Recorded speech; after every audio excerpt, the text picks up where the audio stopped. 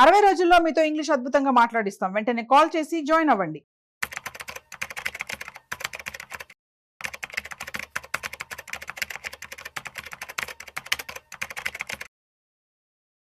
Hi రన్, welcome to Suman TV.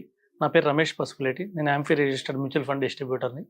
So చాలామంది యాక్చువల్గా ఏంటంటే మిడిల్ క్లాస్ వాళ్ళు ఎక్కువ సేవ్ చేయలేకపోతున్నారు, లేకపోతే ఎక్కువ ఇన్వెస్ట్ చేయలేకపోతున్నారు. దీనికి కారణం ఏంటంటే ఈ బ్రాండ్స్ అనేది ఒక ట్రాప్. మిడిల్ క్లాస్ మిస్టేక్స్ కొన్ని ఉన్నాయండి. ఫస్ట్ ఆఫ్ ఆల్ ఏంటంటే రీసెంట్గా జరిగిన సర్వే ద్వారా ఏంటంటే 75% బ్రాండ్స్ కొంటుంది ఎవరంటే మిడిల్ క్లాస్ పీపులే. అంటే నార్మల్గా ఎవరైనా బ్రాండ్స్ అంటే ఫోన్స్ కానివ్వండి, లేకపోతే వెహికల్స్ కానీ అందరూ ఏమనుకుంటారంటే ఓన్లీ రిచ్ పీపులే కొంటారు, మిడిల్ క్లాస్ వాళ్ళు కొనలేరు అనుకుంటారు. కానీ రీసెంట్ జరిగిన సర్వేలో తెలిసింది ఏంటంటే 75% మిడిల్ క్లాస్ పీపుల్ ఏం చేస్తున్నారంటే లోన్ ద్వారా బ్రాండ్స్ ఇన్వెస్ట్ చేస్తున్నారు. చాలామంది యాపిల్ ఐఫోన్ వాడేది కూడా మిడిల్ క్లాస్ పీపులే. అలాగే బ్రాండెడ్ బైక్స్ కానివ్వండి, సో బ్రాండెడ్ కార్స్ కానీ మిడిల్ క్లాస్ వాళ్ళు ఏం చేస్తున్నారంటే ఈఎంఐ రూపంలో ఇన్వెస్ట్ చేస్తున్నారు. ఈఎంఐ రూపంలో ఇన్వెస్ట్ చేసి మళ్ళీ ఆ లైఫ్ స్టైల్కి తగ్గట్టు మళ్ళీ మారడానికి కొద్దిగా అప్పులు చేయడం, లేకపోతే ఉన్న శాలరీలో మొత్తం అమౌంట్ని ఇన్వెస్ట్ చేయడం. సో ఈ బ్రాండ్స్లో ఇన్వెస్ట్ చేయడం ద్వారా మొత్తం లాస్ అవుతున్నారు. మెయిన్ థింగ్ ఏంటంటే చాలామంది ఎక్కువ ఇన్వెస్ట్ ఎందుకు చేయాలంటే, ఇవాళ ఎందుకు ఇన్వెస్ట్ చేస్తున్నాం, మన దగ్గర 100 రూపీస్ ఉంది, ఎందుకు ఇన్వెస్ట్ చేయాలంటే ఫ్యూచర్లో అది 200, 300, 500 రూపాయలు అయిన తర్వాత ఆ అమౌంట్ని తీసుకొని మనం ఖర్చు పెట్టుకోవడానికి, అంటే బెటర్ ఫ్యూచర్లో మనం బాగా ఉండడానికి, బాగా ఖర్చు పెట్టుకోవడానికి, బాగా లైఫ్ స్టైల్ ఉండడానికి మనం ఇవాళ సాక్రిఫైస్ చేసి ఇన్వెస్ట్ చేస్తాం. కానీ దీనికి రివర్స్గా ఈఎంఐ వర్క్ చేస్తుంది. అంటే మనం ఫ్యూచర్లో వచ్చే ఇన్కమ్ని ముందే లోన్ తీసుకొని ఇప్పుడే ఫోన్ కానీ లేకపోతే వెహికల్ కానీ వాడడం వల్ల ఏమవుతుందంటే మనం ఫ్యూచర్లో వచ్చే ఇన్కమ్ కూడా ఇప్పుడు డిస్కౌంట్ చేసి మనం ఒక బ్రాండెడ్ ఐటమ్స్ వాడుతున్నాం. అలా అని మనం ఊరుకున్నామంటే అందరితో అయిపోలేదు. సపోజ్ ఐఫోన్ కొన్న వాళ్ళు ఏం చేస్తున్నారంటే, ఐఫోన్ కొన్నవాళ్ళు డెఫినెట్గా ఐఫోన్ దానికి సంబంధించిన యాపిల్ బడ్స్ కొంటున్నారు.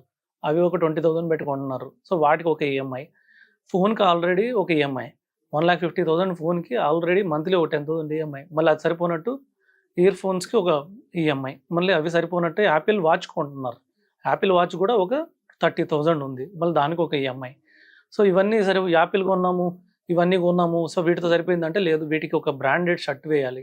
ఇవన్నీ వాడతా మళ్ళీ మామూలు షర్ట్ వేస్తే ఎలా ఉంటుంది, బాగుండదని చెప్పేసి ఒక బ్రాండెడ్ షర్టు, ఇవన్నీ వేసుకొని నార్మల్గా నడిచి వెళ్తే బాగుండదు, లేదా బస్సులో వెళ్తే బాగుండదు అని చెప్పేసి ఒక కాస్ట్లీ బైక్ కానివ్వండి, కాస్ట్లీ కార్ కానివ్వండి, ఇలాంటి డెఫినెట్గా కంటిన్యూస్గా ఏమవుతుందంటే లైఫ్ స్టైల్ ఉన్న దాంట్లో జీవించకుండా సో అప్పు తీసుకొని ఎక్కువగా జీవించడం ద్వారా మిడిల్ క్లాస్ వాళ్ళు ట్రాప్లో మొదలు పెడుతున్నారు. తర్వాత వీటికి అడిషనల్ ఇన్కమ్ ఎక్కడి నుంచి రావాలి అనేది అది ఆలోచించకుండా వచ్చిన శాలరీలో మొత్తం ఇలా ఖర్చు పెట్టేసి ఫ్యూచర్లో గోల్స్ కావాల్సిన ఫ్యూచర్ చిల్డ్రన్ గోల్స్ కానివ్వండి, లేకపోతే వాళ్ళ రిటైర్మెంట్ గోల్స్ కానీ ఇవేం పట్టించుకోకుండా ఈ ట్రాప్లోకి వెళ్ళి అప్పుల్లో కూరుకుపోతున్నారు. ఈ తర్వాత ఈ అప్పులు కట్టుకోవడంతోనే జీవితం మొత్తం అయిపోతుంది.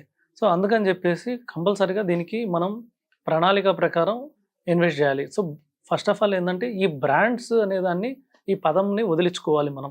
సో మనకున్న దాంట్లోనే మనం జీవించాలి. అంటే సపోజ్ ఒక 15,000 రూపాయల నుంచి 10,000 రూపాయల్లో కూడా మంచి ఫోన్స్ ఉన్నాయి, హ్యాపీగా అవి తీసుకోవచ్చు. అలాగే వెహికల్స్ కూడా 2 లక్షల వెహికల్ తీసుకునే బదులు హ్యాపీగా 50,000లో కూడా మనం ఒక మంచి డీసెంట్ వెహికల్ తీసుకోవచ్చు. లేకపోతే సెకండ్ హ్యాండ్ వెహికల్ కూడా మనం 50,000లో తీసుకోవచ్చు, లేదంటే 25,000లో కూడా వస్తాయి. సో అలా మనకు తగ్గట్టు మనం చూస్ చేసుకోవాలి. అలాగే బ్రాండెడ్ షర్ట్స్ కానివ్వండి, branded shirts suppose branded American Tourister కానివ్వండి, లేకపోతే ఇలా మంచి బ్రాండెడ్ షర్ట్స్ మనకు ఉన్నాయి, పీటర్ ఇంగ్లాండ్ కానివ్వండి, వీటన్నిటిని 5,000 రూపాయలు పెట్టి బ్రాండెడ్ షర్ట్, బ్రాండెడ్ బ్యాగ్స్ ఇవి వాడే బదులు మనకి జూడియోలోకి వెళ్తే 500 రూపీస్ నుంచి 700 రూపీస్లో మంచి షర్ట్ దొరుకుతుంది, డీసెంట్ షర్ట్. దాని మీద బ్రాండ్ పేరు ఉండదు, కానీ ఆల్మోస్ట్ 90% క్వాలిటీ అదే ఉంటుంది. సో ఇలా మనం కాంప్రమైజ్ జీవించడం ద్వారా మనం ఏంటంటే ఫ్యూచర్లో ఇన్వెస్ట్ చేసుకొని మనకు కావాల్సిన గోల్స్ అన్ని రీచ్ కావచ్చు. మిడిల్ క్లాస్ వాళ్ళు మెయిన్ దృష్టిలో పెట్టుకోవాల్సింది ఏంటంటే వాళ్ళు కోటీశ్వర్లు కావాలి. కోటీశ్వర్లు కావాలంటే ఫస్ట్ 1 crore అనేది చాలా ఇంపార్టెంట్. ఫస్ట్ 1 crore సేవ్ చేయగలిగితే తర్వాత ఆ 1 crore మల్టిపుల్ క్రోర్స్ని కూడా సంపాదిస్తుంది. దానికి ఏం చేయాలంటే డెఫినెట్గా మనకి 15,000 ఇంటూ, మనకు తెలిసినట్టే 15 × 15 × 15 రూల్ ఉంది. అంటే 50,000 15 years కానీ సేవ్ చేయగలిగితే డెఫినెట్గా 15% రేట్ ఆఫ్ రిటర్న్ రాగలిగితే సో లాంగ్ రన్లో 1 crore రీచ్ అవుతారు. సో అలా కాకపోయినా కూడా మధ్యలో సపోజ్ 5,000తో స్టార్ట్ చేసినా కూడా, 10,000తో స్టార్ట్ చేసినా కూడా మధ్యలో ఏమన్నా కొంచెం అమౌంట్ వచ్చినప్పుడు, శాలరీ పెరిగినప్పుడు, బోనస్లు వచ్చినప్పుడు ఈ అమౌంట్లు ఇన్వెస్ట్ చేసుకోవడం ద్వారా 1 crore రీచ్ అవ్వగలిగితే అక్కడ నుంచి సెకండ్ 1 crore రీచ్ కావడానికి 5 years కన్నా ఎక్కువ టైం పట్టదు. అక్కడ నుంచి 3 years ఇట్లాగా మల్టిపుల్గా మనం ఇన్వెస్ట్ చేసుకొని సంపాదించాలంటే డెఫినెట్గా మనం ఖర్చు పెట్టాల్సింది మనం సంపాదించిన దానికన్నా తక్కువ ఉండాలి. దానికనే బడ్జెట్ వేసుకొని ప్రణాళిక ప్రకారం సో ఇలా చేసుకుంటే ట్రాప్లోకి వెళ్ళకుండా, అప్పులు అనేది ఒక ట్రాప్, ఈ ట్రాప్లో వెళ్ళకుండా మనం మనల్ని కాపాడుకున్నట్టు అవుతుంది. సో అందుకనే ఫస్ట్ ఆఫ్ ఆల్ ఏంటంటే మనకు వచ్చిన దాంట్లో కంపల్సరీగా 50% మనం సేవ్ చేసుకోవాలి. లేదంటే అట్లీస్ట్ 30%, మనకు ఒక 50,000 జీతం వస్తే అట్లీస్ట్ 30% అంటే 15,000 రూపాయలు మనం ఎస్ఐపి చేయగలగాలి.